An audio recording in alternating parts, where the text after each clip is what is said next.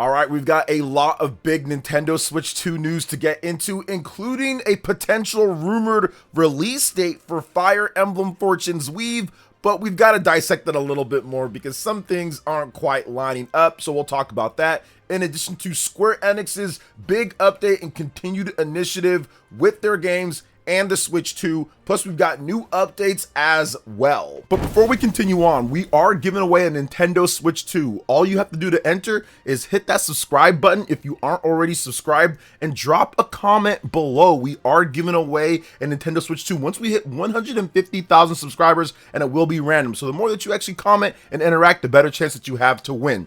Hit that like button, click that notification bell, and let's go ahead and jump right back into it. Fire Emblem Fortune's Weave. This is a game that's highly anticipated by so many fans out there. A lot of turn-based and I would say strategy RPG fans are looking forward to this because this is the first full, real, big Fire Emblem game since 2019's Fire Emblem Three Houses, and it does seem like it's going to be a sequel or a follow-up. A new rumor from an unproven leaker that put out there that Nintendo is apparently going to have a new trailer that was supposed to happen today, and as of the time that I'm recording, it has not happened today, but the release date is supposed to be on September 17th, so that would definitely be more in the line of the later release dates that we've seen for a Fire Emblem game. But the problem with this, and why I said I need to dissect it more, is that one, they stated that there was going to be a Nintendo Today update with a trailer for the game, and that has not happened yet, and it's definitely still early when I'm recording this, but I don't think it's going to happen. Usually the Nintendo Today updates are earlier. Now, you never know. Somebody can come out and say, this is Miyamoto, and here's a new trailer for Fire Emblem Fortune's Weave. So you never know. Nintendo is definitely unpredictable, but we'll see if this actually happens or not. Maybe there's something to where we get a Nintendo Today update. Maybe there's a Nintendo Direct coming up where they're going to talk about it. We'll have to wait and see. It's getting towards the mid-year, so obviously we're going to have to start seeing some of the games that have not got release dates from Nintendo get release dates. Whether that's going to be Nintendo Today, that's going to just be on Twitter, or that's going to be a Nintendo Direct, that's obviously yet to be seen, or it's going to be a combination of them, which I'm guessing it's going to be a combination of all of those things. Now, Fire Emblem Fortune's Weave, this is my most anticipated game of the year. I'm very excited to play Fire Emblem Fortune's Weave, just because, once again, this is the first real full Fire Emblem game. I do treat Fire Emblem Engage more as like an anniversary game, where it kind of puts together a lot of the heroes from the past, with kind of a little bit of a corny story, but still something fun that the fans can really enjoy. But it's not that next new big game like Fire Emblem Three Houses or Fire Emblem Awakening or Fire Emblem Fates. It's not like that. So, to me at least, even though the gameplay in Fire Emblem Engage is absolutely awesome. I love the Engage system with the rings and all that. It's actually really good if you haven't played it. If you're into strategy RPGs, check it out.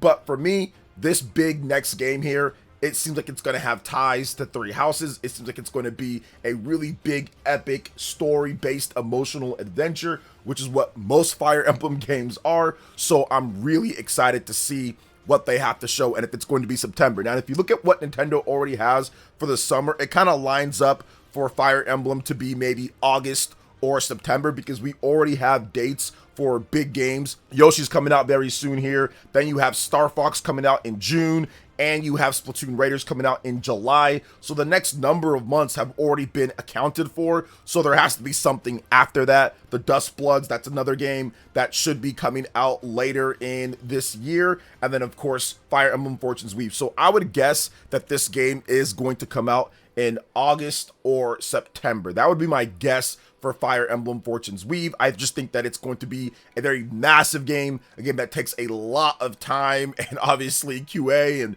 debugging and all that. But the exciting thing about Fire Emblem Fortune's Weave, for me at least, is the fact that the game is going to be on a system that's the most capable easily that they've been able to work with when it comes to intelligent systems and Koei Tecmo. There's been issues in the past, probably for like the last decade or so plus, of Fire Emblem because of kind of where they're launching on.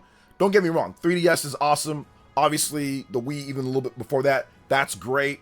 And the Nintendo Switch 1, that's also great. And I think that they were able to render some things beautifully, but I do think that there's been some struggles when it comes to certain aspects. And I think that with the Nintendo Switch 2, I think that gives them more than enough from what they need to create a really good Fire Emblem game that's not going to have some of the frame rate issues or graphical issues that we've seen in past games. Now, that's not the main thing with Fire Emblem games, but I do think that having some frame rate, you know, when it comes to like Fire Emblem Three Houses, for example, having some frame rate slow down on special attacks, it kind of takes away a little bit from that. So I do think that that is completely fixed here with the Nintendo Switch 2 and with Fire Emblem Fortune's Weave. So I'm just excited for it. And of course, the ties.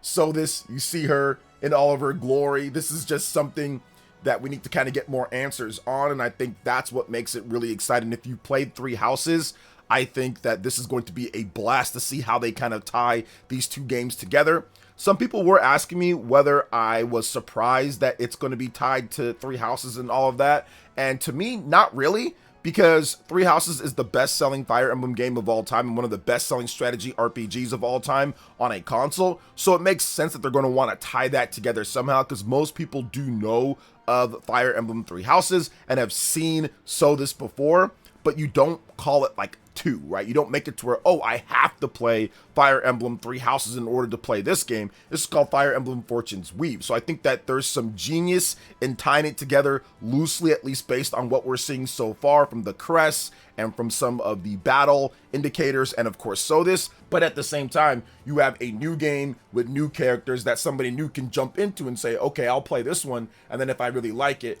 I can go back and play Fire Emblem Three Houses and see the direct ties. So that's the exciting thing about Fire Emblem Fortune's Weave. I think it's just going to be a brilliant game. I love Three Houses. I love Engage. I love Fates and Awakening. So I can't wait for this one. But yeah, I do think that it's going to be either August or September, but I just don't know if what this person is saying is going to be correct here. I'm taking it with a grain of salt at this point till proven correct. So what do you guys think when it comes to Fire Emblem Fortune's Weave? You can let me know in the comment section. So we have to move on to what Square Enix is doing, because it looks like the Nintendo Switch 2 is even going to become a bigger focus at the company based off of their recent investor reports. Shout outs to Gibson for pulling the quote from the investor reports from the Square Enix CEO, where he had to say, quote, "We will polish promising IPs, and so that we can deliver certain upside from those new IPs.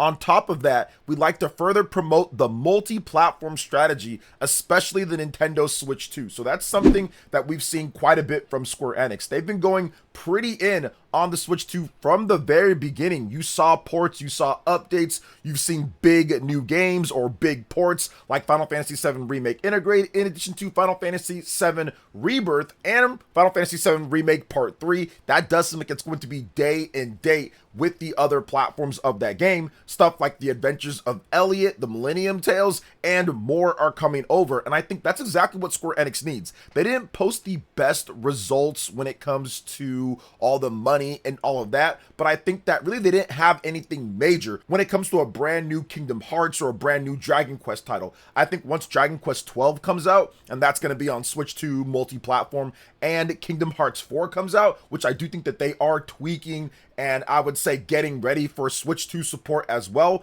I think Square Enix is going to have significantly better results as they're going to be on more platforms that really where their fans are. I think that the exclusive thing, it worked for a bit, but I don't think they can do it going forward considering the age of their fan base that we've seen from polls, in addition to the changing demographics of what's happening in Japan, which is still a big area for them. Yes, the Western markets are bigger because the Western markets are just bigger in general with more people, but at the same time, they still need to make sure that they capture the homeland with Japan, and that's what the Nintendo Switch 2 can do for them. And they saw that from the very beginning. We've got classic titles, we got remasters and remakes and ports, but I think that's where they're going to go to take the next step when it comes to that. Now, when it comes to the Switch 2 and Square Enix, obviously it's a no-brainer what you see what they're going to do with it, and that's why the Square Enix CEO had this to say. But I truly feel that this is probably the best option for them, and they see that the Switch 2 is going to be a platform that one that they can develop on, but it's not going to be something that completely breaks the bank. I do think that going forward, we might see games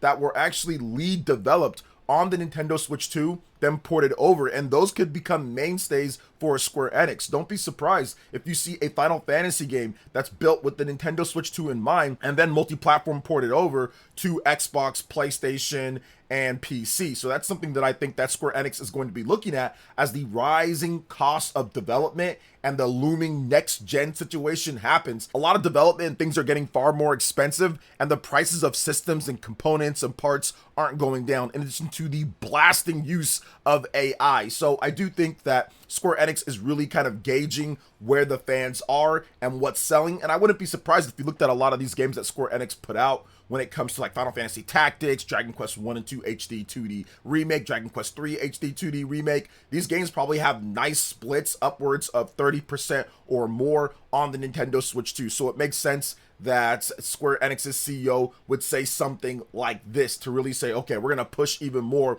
with the Nintendo Switch 2, along with the booming sales. We actually just got a sales update with Golden Week, which is a big holiday kind of festival period in Japan, in addition to a little bit of the price increase announcement that's looming, that the Nintendo Switch 2 sold over 200,000 units plus in Japan for the past couple of weeks. So a huge boost there. So what do you guys think about what Square Enix's CEO had to say here about the Switch 2? Let me know in the comment section below. All right, moving on to the next topic here. Let's discuss Moss, the Forgotten Relic. We got a brand new game announcement here for Switch 2, Switch 1, PC, Xbox Series, PS5, everything. So PolyArc has announced Moss, the Forgotten Relic, a fantasy adventure game that combines the stories of the virtual reality exclusive games Moss and Moss Book 2, and it will launch for the PlayStation 5, Xbox Series, Switch 2, Switch 1, and PC via Steam this summer. And the reason why I'm talking about this game is because when I first saw it, I'm like, wait a minute, I've seen this game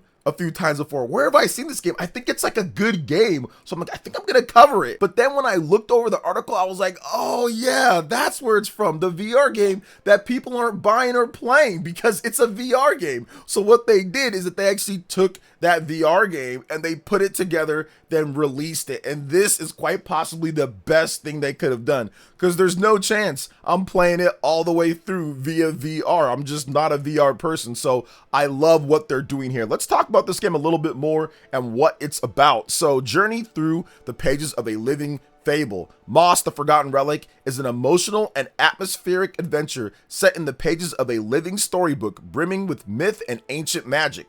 Guide a tiny but determined hero on a heartfelt journey of challenge, courage, and connection. Traverse a fallen kingdom, solve environmental puzzles woven into the landscape, and embark on a timeless adventure. Moss, the Forgotten Relic, unites the beloved and critically acclaimed Moss and Moss Book 2 into a definitive, singular adventure, beautifully enhanced and reimagined for its debut on consoles and PC. And yeah, the game did review well, so it's definitely good to see it come over. Here are some of the key features. Explore a fallen kingdom, guide an unlikely hero, and embark on a timeless tale where you can uncover hidden secrets, navigate puzzling places, and confront arcane forces in an intimate and epic fable inspired by classic fantasy adventures. Some more things here is that it brings together both of these games all into one experience. You have the enhanced visuals and performance, so it is going to be a bit better there. New handcrafted cutscenes and smart follow camera,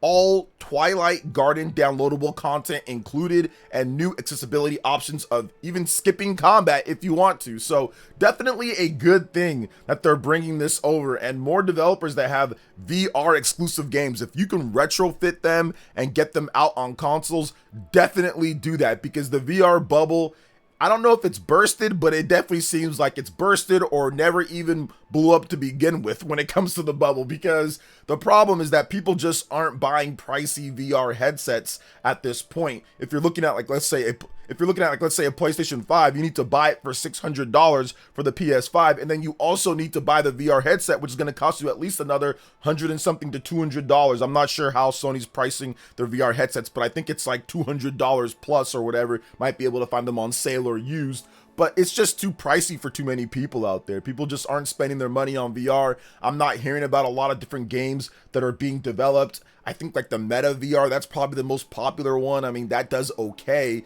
but where's all the stuff happening there? Where's all the big games and critically acclaimed stuff? Not really much in that VR space. It's kind of more of a niche at this point. So I think that a lot of these VR developers that have put out stuff on there, if they haven't already thought about retrofitting it and getting it ready, enhancing it, putting it together and launching it on a system, definitely get that done, and you'll have people line up to buy the games, because this is something that I saw on VR, but I was like, yeah, I'm not going to play it on VR. Like, I'm not going to do it. So if they want me to actually check it out, it's going to have to be on console. And I forgot about the game, to be honest. I forgot about it. And now here it comes back after I think a year plus, a couple years now. And I know it's been a while since these games came out. So it's really cool, ultimately. So what do you guys think when it comes to everything that we discussed here? A lot of topics. Let me know in the comment section below. All right, guys, that wraps it up for this video here. Thank you so much for watching. I do appreciate it. Please make sure you hit that like button, subscribe if you are someone new, click that notification bell, and check out my other Nintendo Switch 2 RPG content and more right here on screen. Thanks for watching, and we'll catch you guys for the next one. Peace.